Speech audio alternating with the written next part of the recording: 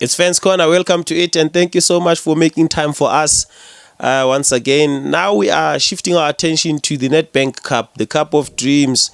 Kiona, we've just watched Richards Bay FC against Orlando Pirates down in Umlazi at the King Zwelithini Stadium, and that game ending in 3-1 in favor of Orlando Pirates, and Pirates thus advancing to the last 16 of this competition, a competition they've won in the past couple of seasons.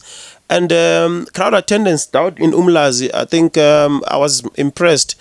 It proves my point once again with these small stadiums, with the intimate atmosphere that they create. I think I like it. I like it a lot when I see the people of the township flocking to these kinds of stadiums. I was happy with the crowd attendance actually, given that it's towards the end of January, so there are those people who now have some disposable income. So yeah, shout out to the people who went to the stadium and made this atmosphere an electrifying one. The game itself, Pirates, I think on paper we expected Orlando Pirates to win this game. They won it by 3-1. But the game was won in the first half, one should say. In the second half, both teams both scored 1 goal each. So it was Pirates who won the first half, and then they drew the second half, if you were to break it down in that fashion. And it's a mirror.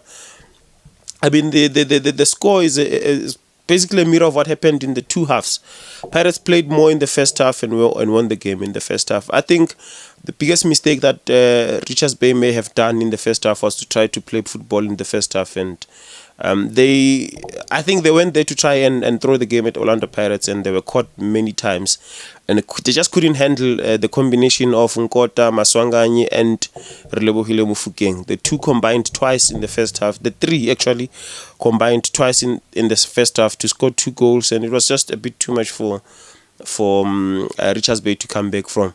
First goal was beautiful, man, but there was an incident that happened in the first half where Maswanganyi was booked for diving because he thought he could win a penalty. I think after that he realized that he owes the team one, hence the goal that he scored, because he was, when Mufokeng played the ball to him at that time, there was a Richards Bay player next to him, so it was difficult to take a shot, but he took the shot. You could see that he wants to make up for the earlier mistake. So and that's how Pirates got the first goal. It's the same kind of goal, if you want to say. It comes from the right hand side, from Nkota to the center, where Mufokeng now drifting a little bit towards the center, leaving the left flank, because he knows that Hoto always has that covered, which is, it makes Pirates playing much a little bit easier. So that's how they scored the first goal, and that's how they also scored the second goal, Orlando Pirates. Second half, I think, honestly speaking, we saw Richards Bay scoring pulling 1 goal back in the first 2 or 3 minutes of the second half, and causing Orlando Pirates to panic. And I think if you start thinking of their strategy, maybe that's just my opinion. Maybe they got it wrong by trying to play football in the first half. Maybe in the first half they should have just tried to deliberately park the bus, frustrate Orlando Pirates, so that in the second half they could play.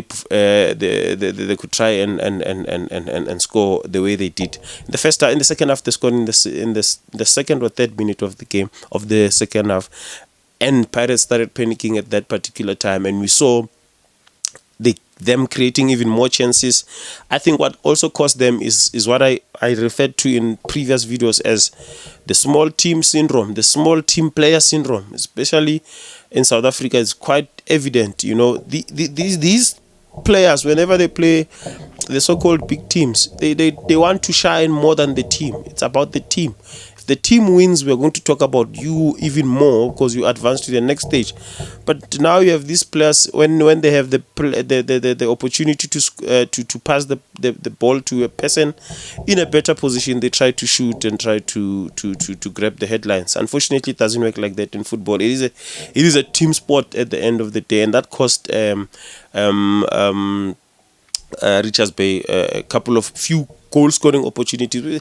Not that they didn't create chances, they did create chances. There's one where they hit the post, it hit the crossbar in the first half. So you could see it's a team that can play football. And I liked it when they in the first half, which I don't agree with the approach in the first half, but sometimes they were able to bypass the Orlando Pirates, especially in the middle of the park, and find themselves on their left or right hand side of the flanks and trying to create some chances there. So I think that was the biggest that was that's what they should have done in the second half actually, and they could have actually equalized in the second half had they taken their chances or had they made the right decision in the final third. Richards Bay. It was not a very one-sided game. It was, the scoreline suggests obviously that Pirates was on top, which is true, but it wasn't. Richards Bay had their moments, they had their time, they had their periods in the game where they were in control, where they could have easily equalized or even won the game if they were as good as Orlando Pirates. But now this brings me to my next point. I think Orlando Pirates are very confusing in a sense that in one game, like today, in one game, it's as if you're watching two Orlando Pirates teams. The first half Pirates and the second half Pirates were a little bit different. Yeah, I think because Richards Bay in the second half they dominated for about 20 to 25 minutes. We started seeing Pirates around 69 to 70 minutes, waking up again, looking like the Pirates of the first half, and it boils down to also the substitutions that Orlando Pirates made. Which then explains a few things with regards to how they perform in the league. They do very well in the cup competitions because they prepare. In cup competitions, if you have a very strong starting 11, you can win a competition. You can win the tournament. Starting 11 and a couple of players on the bench. But in the league is a different story. You have to have a very deep squad strength. Which I think, in comparison to their biggest rivals right now in Mamelodi Sundowns, they are a little bit lacking Orlando Pirates. They can start in the beginning of the game. They look like they can slice down any team in the PSL, but in the second half they look like a beatable team. You see, so that's two characters about Orlando Pirates that worries you when you think about them in the league, because in the league you have to be very consistent from game number 1 until the end, and you can't just have a very good starting 11, because as soon as they start changing the players now, they start looking like a different team, and they look like they are challengeable as compared to Mamelodi Sundowns, who every time they can make changes as they want, but they still look the same. Even with the change of a coach, they still look like Mamelodi Sundowns. Yeah, there are a few things here and there that have changed. I know I'm bringing Mamelodi Sundowns into this conversation, but it's about Pirates advancing into the Nedbank. I'm just saying there's a reason why the Pirates differs in the league and in the cup competitions. It's another cup competition for Jose Rivero to try and win.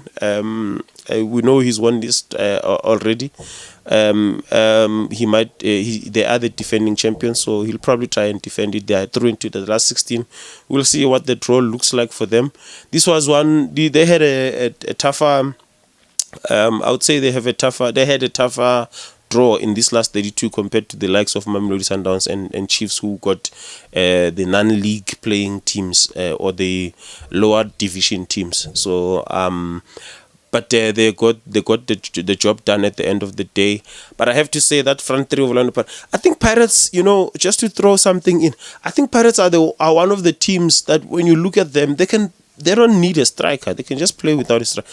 Honestly speaking, because if you see how they create their goals, they don't really rely on a target man. They don't really rely on a striker banging in the goals. Those flank players and the ones who are playing in the middle of the park. I mean, you've got Maswanga who's banging in goals now.